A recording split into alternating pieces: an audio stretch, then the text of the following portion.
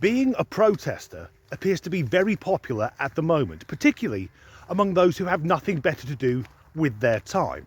And what they're protesting about seems to be largely governed by social media. Why would you think for yourself when you've got TikTok to do it for you? And with that in mind, climate change protesters Just Stop Oil are back in the news. As of midday yesterday, they vowed 7 days of disruption down in London. So far it hasn't gone very well because, as they announced it on social media, yesterday at noon the police turned up and nicked a load of them. But 7 days of protest starting at midday every day must mean one thing. Everyone who supports Just Stop Oil works the night shift. Given that many people who work nights are a bit strange anyway, that would make sense. Obviously office hours won't work 9 to 5. You couldn't be there to protest at midday, and people who work the early shift like me, 6 till 2, also couldn't be there at noon.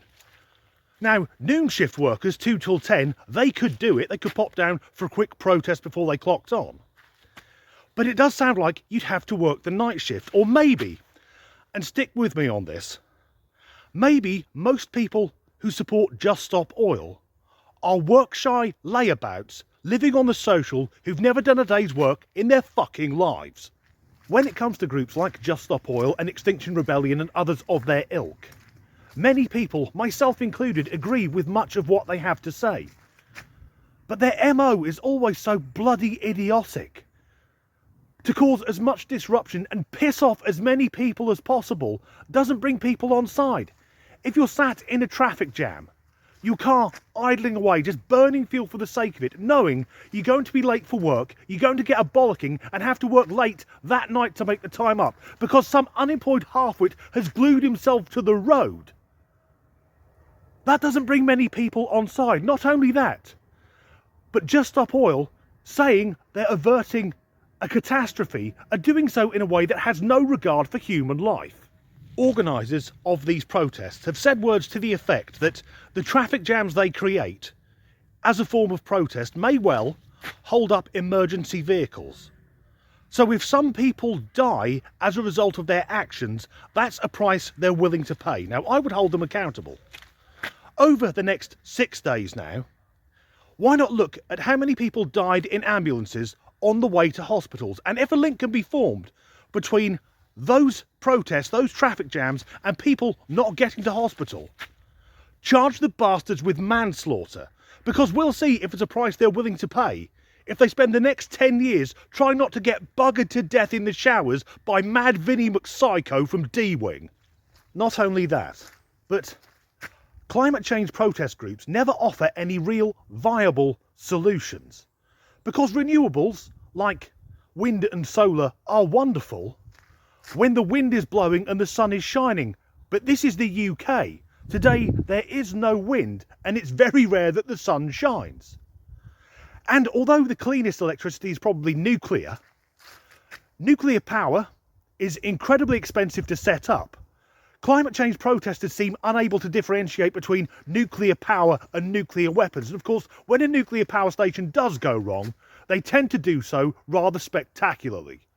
And I think it's crazy to think that so much modern climate protesting can be directly linked back to Swedish doom goblin Greta Thunberg, because we all know that several years ago an autistic teenager from an extremely wealthy family decided to bunk off school, and the knock-on effects are that today there's a traffic jam in London. This time the police have intervened, and generally I'm a big supporter of the boys, girls and they, thems in blue. However, former Home Secretary Suella Braverman, who the woke left have labelled as a white supremacist, I can't see her making Grand Wizard of any branch of the KKK. She accused the police of two-tier policing, and sadly we are seeing that play out because Just Stop Oil are a pain in the arse. There are some protests though which are much, much worse. On Remembrance Sunday, several gentlemen with shaved heads and England football shirts headed down to the capital to defend the cenotaph. Now, some of these men were members of the English Defence League, and depending on which side of the fence you sit on, you may see them as true patriots or right-wing dickheads. Anyway, these gentlemen tried to get to the cenotaph and the police had no trouble with breaking out the truncheons and going rather heavy-handed on them, whilst at the same time other people were chanting things that should not be heard on the streets of the UK. At the same time, thousands of people marched through London on a pro-Palestinian march, and these marches are going on all over the UK every weekend. But some of these people are openly pro-Hamas, pro an Islamic terror group, calling on the streets of this country for the destruction of Israel, the extermination of the Jews, shouting from the river to the sea, and even calling for a jihad. Now, for me, anyone in the UK supporting Islamist terrorism should be immediately arrested, and if they're not a British national, fuck them off home. And there are some people who will label me as a white supremacist for saying that. I'm not. I just feel that anyone who moves to this country who doesn't want to fit in with our values and standards, our laws, and to be as welcoming and open as Brits usually are, if that doesn't fit you, please feel free to leave. Now I'm going to do something I very rarely do. And I'm going to ask a serious question. And before I get started, I'll make clear I'm no huge fan of Israel. But for those marching, calling for a free Palestine, where was your outrage on October the 6th?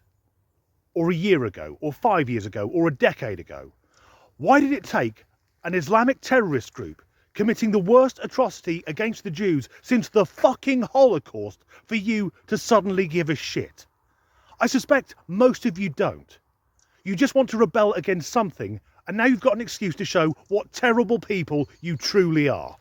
My own opinion, for what it's worth, is I believe in a two-state solution.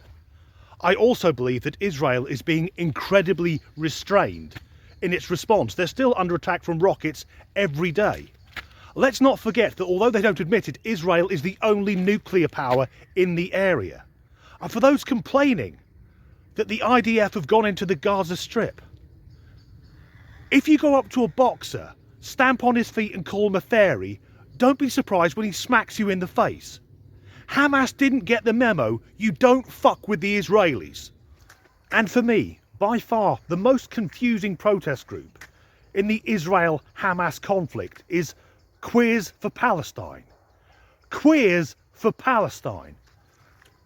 Do they not know what strict Muslim countries do to homosexuals? Well, they used to throw them off tall buildings, but thanks to the Israeli Air Force, there aren't any tall buildings left in Gaza. Queers for Palestine is like chickens for KFC. Anyway, that's a dark place to end this video, so I'll loop it back to Just Stop Oil, because I don't think many climate change protesters realise that we're not using fossil fuels because we want to. It's because we have to. I'd love to not need to use a petrol or diesel car if there was a viable alternative, if nothing else, because that way many Western countries could end their dependence on Middle Eastern oil, those countries with terrible human rights records. I would love to be able to call the Saudis and say, it's back to carpets for you lads. As ever, thanks for watching.